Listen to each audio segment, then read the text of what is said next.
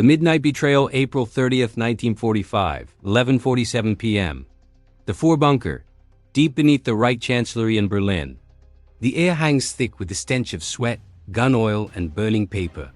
Flickering bulbs cast jagged shadows on concrete walls slick with damp. Otto Gunshi, Hitler's S-adjutant, grips his pistol tighter, his knuckles white. Footsteps echo boots on stairs, hurried, uneven. A door bursts open. Martin Bormann, the party chancellery chief, stumbles in, face smeared with soot, eyes wild. "He's done it," Bormann rasps. "The Führer. He's gone." Gunsch doesn't flinch. He knows.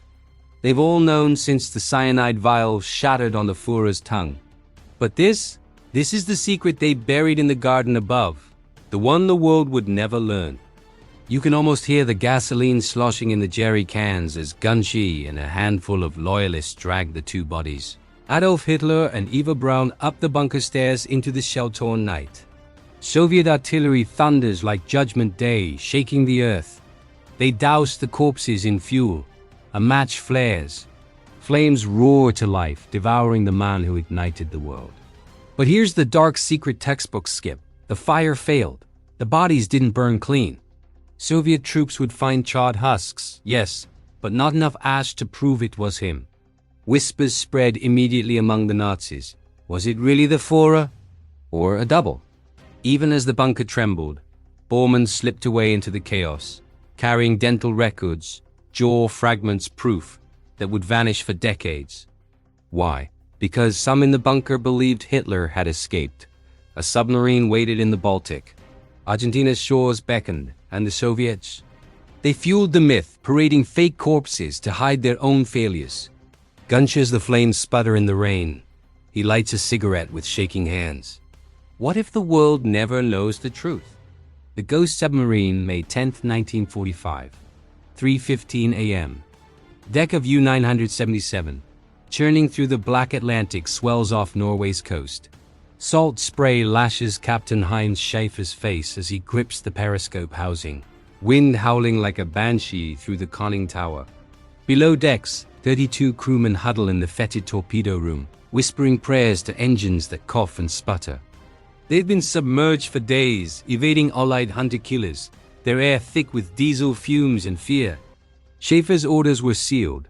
Deliver the package to Mar del Plata, Argentina. Not gold or uranium, but passengers.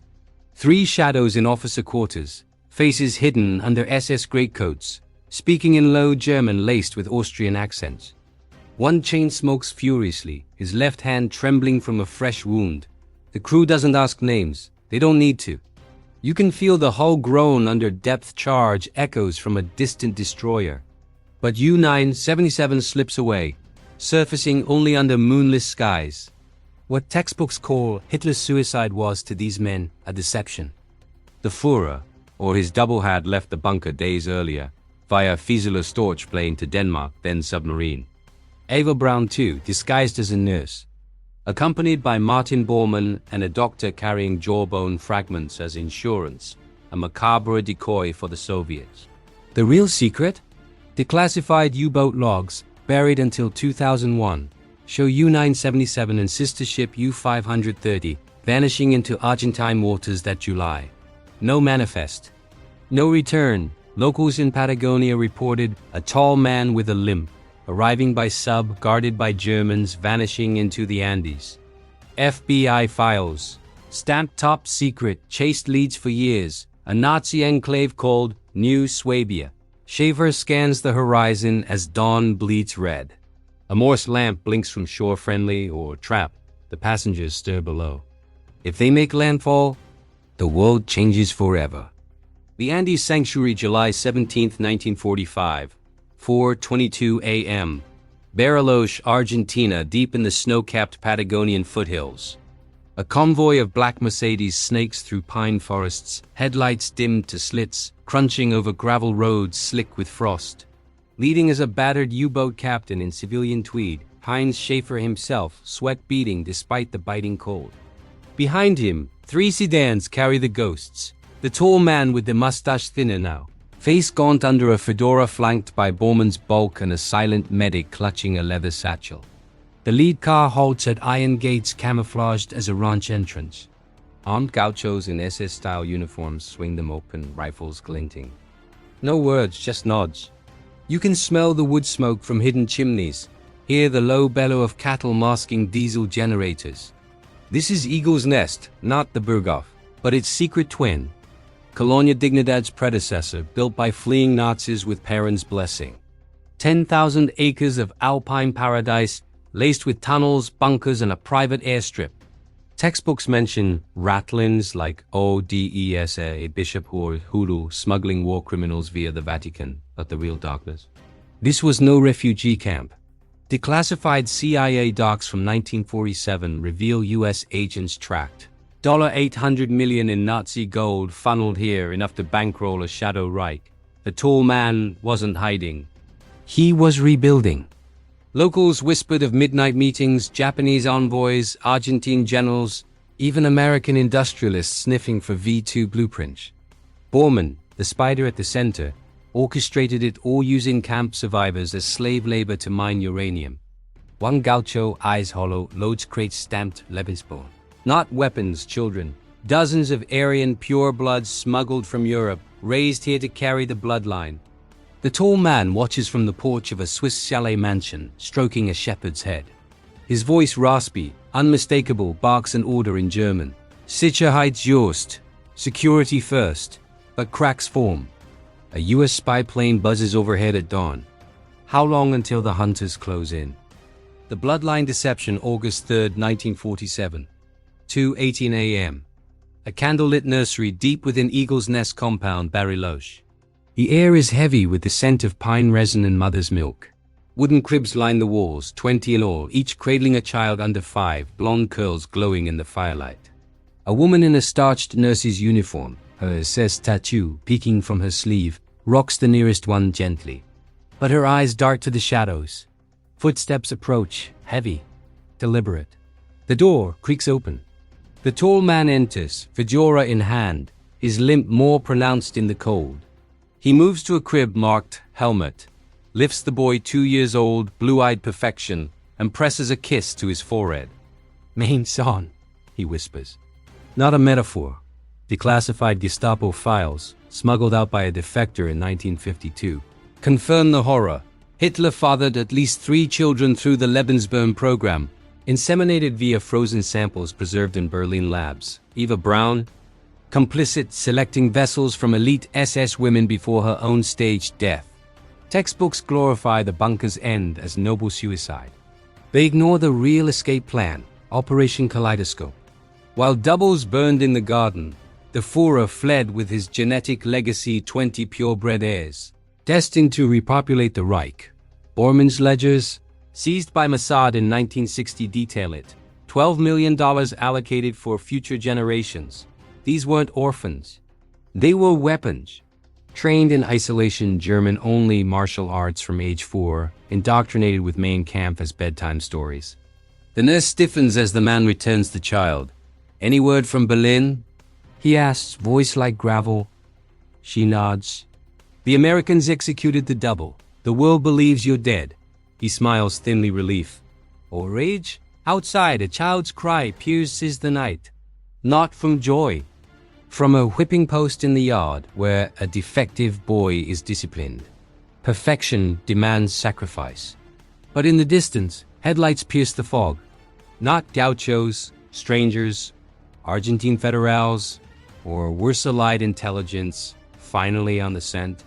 The midnight raid, August 3rd, 1947, 2:45 a.m.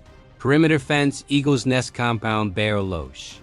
Floodlights snap on like vengeful eyes, bathing the snow in harsh white.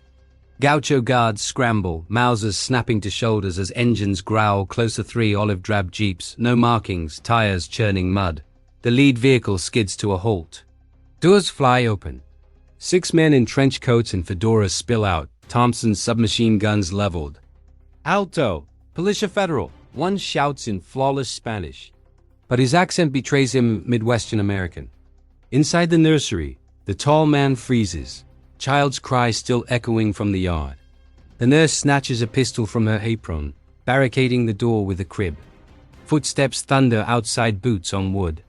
Borman's voice crackles over a hidden intercom. Intruders at Gate 3. Eliminate. But it's too late. A burst of Tommy gun fire shreds the night, gauchos crumpling in red sprays. You can smell the cordite mixing with pine, hear the ricochet pinging off iron. These aren't federals. They're the Hunters, a Rogoas task force, funded off books by Truman himself. Declassified memos from 1948 name their leader, Captain Elias Crow, a Jewish-American paratrooper from the 101st, haunted by Duckhouse ghosts. His intel? Intercepted Perron cables mentioning the Eagle. Crow's men breached the fence with satchel charges blasting a 10-foot gap. They move like wolves, flanking, suppressing, closing the noose. A tall man grabs a Luger from a war rack, limp forgotten in adrenaline. He slips into a hidden tunnel behind a bookshelf engineered by Speer's own architects, linking to the airstrip. Borman stays topside, rallying defenders with a Walther P-38. "For das Reich!" Gunfire chatters. A hunter goes down, gutshot, screaming in Yiddish. But Crow presses on, kicking in the nursery door. The nurse fires misses. Crow's Thompson answers, 3 rounds center mass. She slumps, blood pooling under cribs. Children wail. Crow sweeps the room, eyes narrowing on photos pinned to the wall. Hitler with infants. Dated 1944. "Gott im Himmel," he mutters. Proof. The bloodline is real. But where's the Führer? A tunnel grate hisses steam freshly used. Crow radios his team. He's rabbiting. "Seal the airstrip." Engines roar in the distance. A Junkers Roof 52, fueled and waiting. Will they catch him, or watch the ghost slip away again? The Sky Chase, August 3, 1947, 3:07 a.m. Hidden airstrip, Eagle's Nest compound, Bariloche. Propellers bite the frigid air with a guttural roar. The Junkers Roof 52's corrugated wings trembling under floodlights hastily doused. Snow swirls like ash as the tall man Hitler or his spectre hobbles up the boarding ladder, Borman shoving him from behind. 2 pilots in leather helmets salute crisply, engines already at takeoff power. Inside the cabin, 5 Lebensborn children strapped into jump seats, drugged into silence, flanked by 2 SS nurses clutching satchels of documents and gold bars. You can feel the vibration through your boots, the rumble of doom. Borman slams the door, barking coordinates, San Carlos de Bariloche Auxiliary Field, then south to New Swabia. The Führer collapses into his seat, face ashen, clutching a morphine cigarette. His eyes, those hypnotic blues, dart to the tree line. Too late. Headlights erupt from the forest. Crow's jeeps, machine guns blazing. Tracers arc like fireflies from hell, stitching the ground, pinging off the fuselage. The Roof 52 lurches forward, tires gouging frozen turf. A .45 caliber round shatters a window. Borman dives, cursing, blood trickling from a grazed temple. The pilot yanks the stick. The plane bounces, lifts, barely clearing barbed wire. Below, Crow leaps from his jeep, firing his M1 carbine one-handed. "Take him down!" he screams to the sky. But no P-51s here. This is Black Ops, no air support. Crow grabs a radio, voice cracking. "Eagle actual to base target airborne, vector 180, Roof 52. Textbooks never mention this. Declassified. Air Force intercepts from that night log an unidentified bogey over Patagonia. Pursued by 2 loaned P-47 Thunderbolts from a secret U.S. base in Chile. Pilots after action reports, sealed until 2012. Describe it: civilian trimotor, evasive heavy caliber return fire. Confirmed swastika stencils under wings. The chase lasted 47 minutes dogfight over the Andes, the Roof 52 jinking through passes like a wounded eagle. 1 P-47 scores a hit, engine fire blooms orange. The Junkers spirals, trailing smoke, but the pilot veteran of the Berlin airlift rehearsals nurses it down into a glacial valley, wheels clipping ice. Crash landing. Survivors scramble into snow caves pre-stocked with provisions. Borman drags the Führer, children in tow. "We walked the coast," he gasps. "Bilge, wait! High above, Crow's wingman radios. Lost visual in clouds. Fuel critical." The hunt is turned back. But Crow, on the ground now, with a commandeered Argentine spotter plane, plots the crash site. He's coming. Footprints in the snow lead south toward the unknown. How far will the Reich's ghost run? The Frozen Reckoning, August 4th, 1947, 6:42 a.m. Glacial crevasse, Nahuel Huapi National Park, Patagonia. Dawn's pale light filters through ice walls 200 feet high, turning the air into a shimmering blue prison. The tall man's breath fogs in ragged bursts as he stumbles forward, morphine wearing off, left leg dragging a bloody furrow in the snow. Bormann hauls him by the armpit, his own wound bandaged with a child's scarf stiff with frozen blood. The two surviving nurses herd the 5 Lebensborn children, their tiny faces pinched blue, whimpering in unison like a broken chorus. One boy, Helmut, clings to the Führer's coat. Oblivious to the monster he calls Vader, you can hear the ice groan a deep, primordial crack, as if the Andes themselves reject these intruders.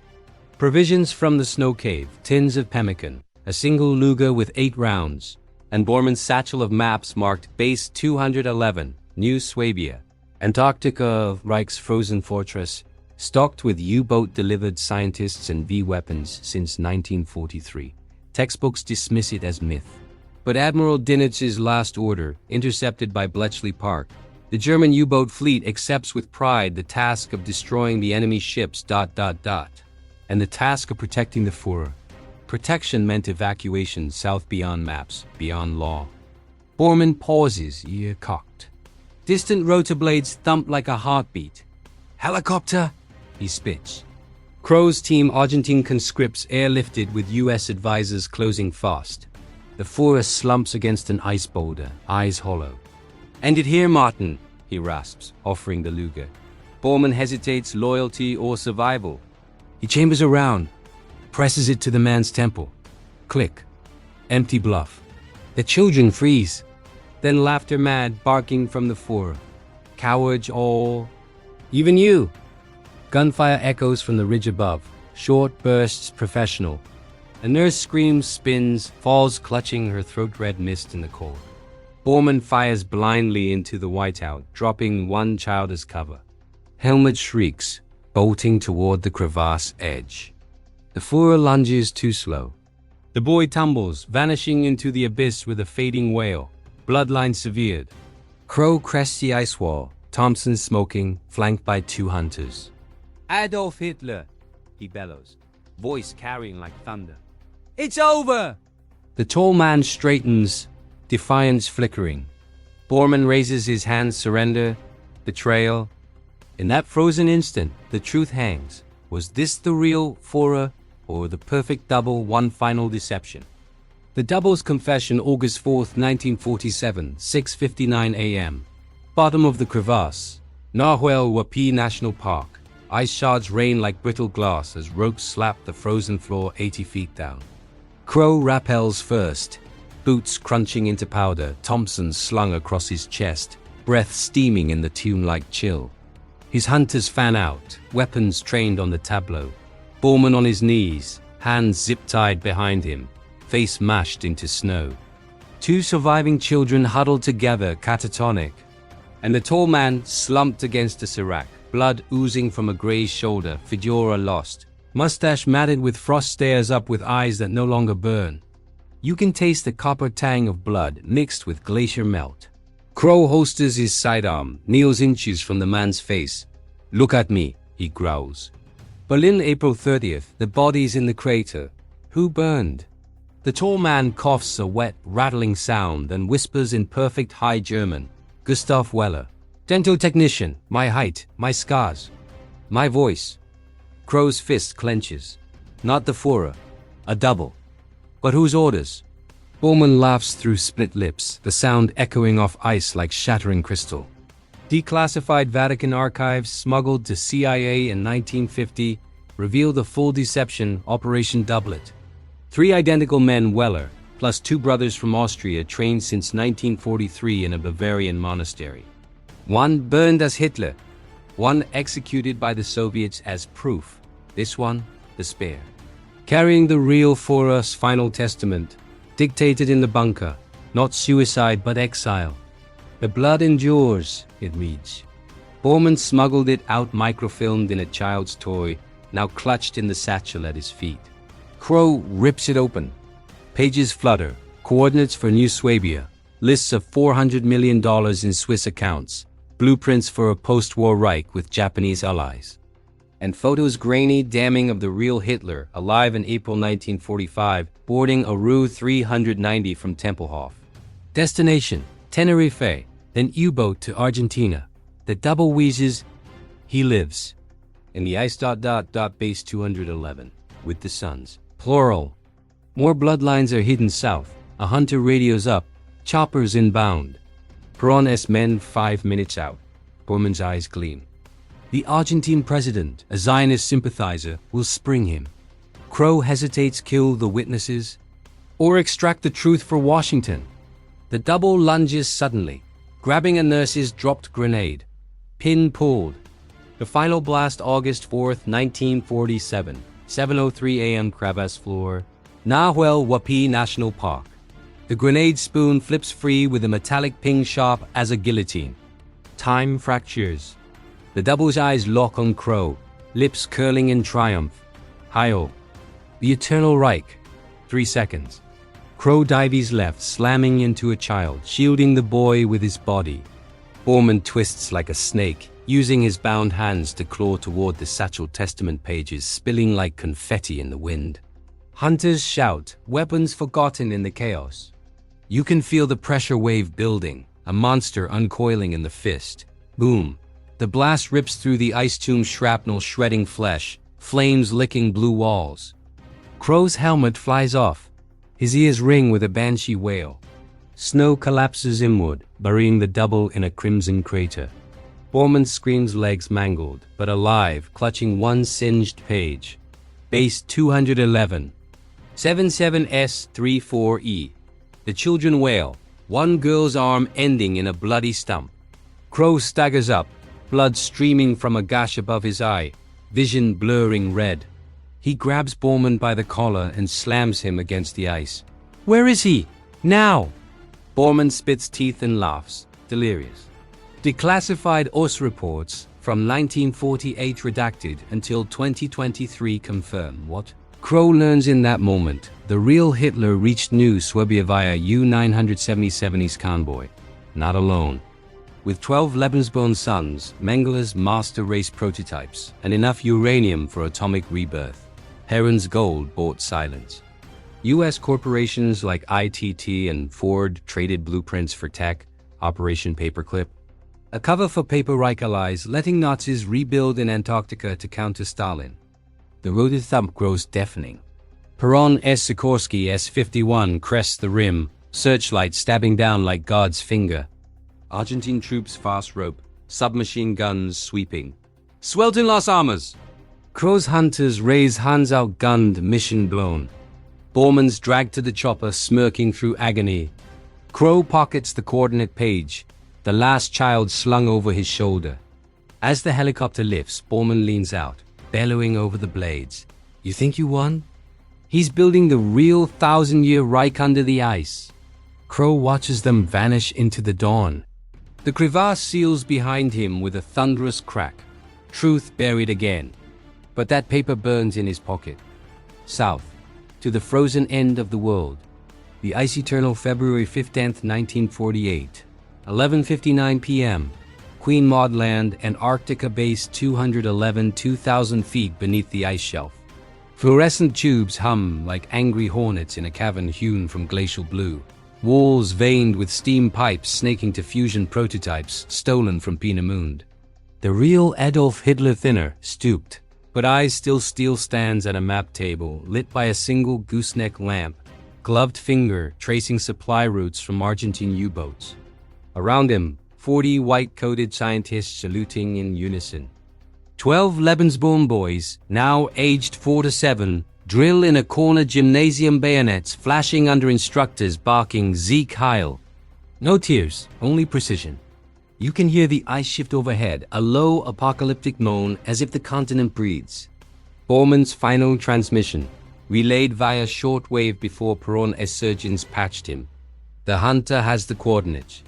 Incoming. Hitler nods, unperturbed. Textbooks end World War II in 45. They ignore Operation High Jump Bird's 13-ship flotilla. Officially training. Declassified Navy logs from 1947 reveal the truth. Dogfights with flying saucers over New Swabia, 70% casualties, and ships holed by underwater arc weapons. Byrd Death's secret report to Truman. An enemy holds weapons that could fly pole to pole at incredible speeds. Not Martians, Nazis. Hitler turns to Dr. Hans Kammler, SS General V weapon architect, presumed dead. The Americans come bargaining or bombing. Kammler smirks, unveiling a prototype. Die Glock, a bell-shaped reactor humming with red plasma, defying gravity. They want our tech. We'll give them scraps. Keep the real power. Corporate envoys already whisper deals. Rockefeller for uranium, DuPont for nerve gas. The bloodline? Secure. Helmut's twin brothers now lead the children, reciting Führer speeches flawlessly. Hitler's final order. Raise them for 1980. The Fourth Reich rises then. Surface alarms blare. Radar pings. Crows spot a plane, escorted by two P-38 Lightnings, circling 50 miles out. But below, turrets swivel flak batteries, Me-262 jets fueled in ice hangars. Hitler raises a glass of synthetic cognac. Let them come. This is our Valhalla. No suicide this time. Eternity. Crow's voice crackles over the intercepted. Radio, Base 211, this is Eagle Actual. We know you're there. Surrender the Führer. Laughter echoes in the cavern. Hitler crushes the glass. Tell Washington, the war never ended. Missiles streak skyward. The ice trembles. And in the deep freeze, the darkness endures.